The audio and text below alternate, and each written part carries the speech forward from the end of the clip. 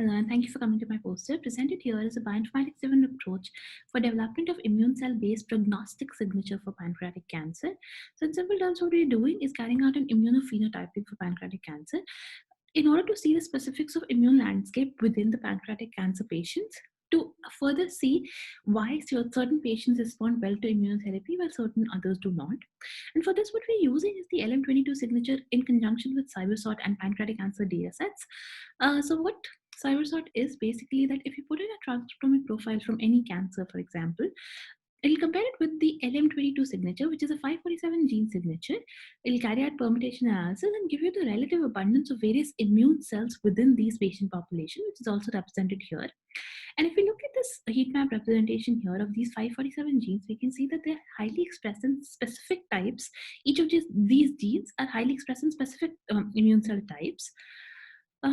So considering this, we use this 547 gene signature in conjunction with TCGA pancreatic cancer RNA-seq data. We carried out a specific survival analysis for each of these genes and found genes which had favorable outcomes and genes which had inverse outcomes. And further, we studied these gene signatures specifically with functional analysis, correlation analysis, and hub analysis.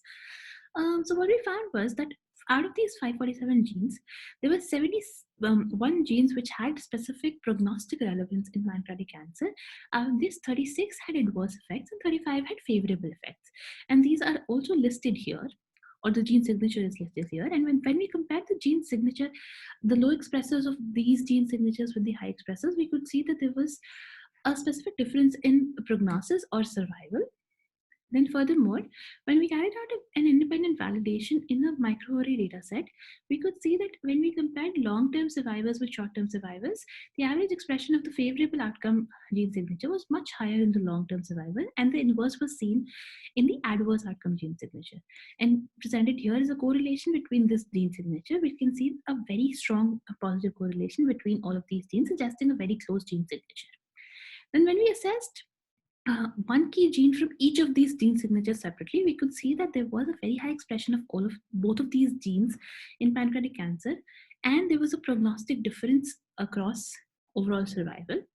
Then functional assessment led us to identify that the favorable outcome gene signature had a very specific CD8 positive and CD4 positive T cell enrichment and a metabolic pathway enrichment. Then the adverse outcome gene signature had a CD14 monocyte enrichment and a very high cytokine activity. Further, we are carrying out a specific functional analysis based on cluster analysis and an IHC-based validation.